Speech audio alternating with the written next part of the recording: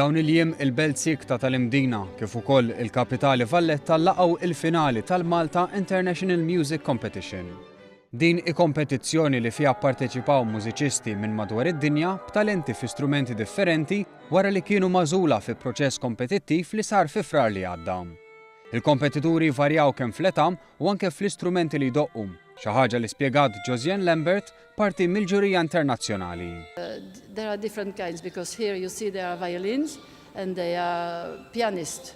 So there is prize for the pianist, there is a prize for the violinist. The best.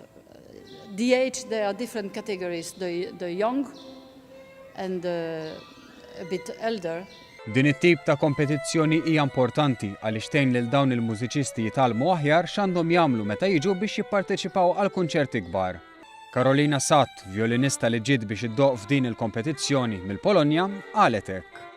It gives you option just to check yourself really on every single level because of the temperature in this country, because of the heat, because of the place different, because of the acoustic. It gives you option just to try yourself in plenty different option.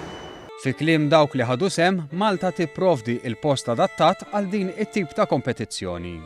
And the place is really nice, so that's why they are here, and it's an important competition because I think there are not a lot of this kind of competition, so and it's very successful.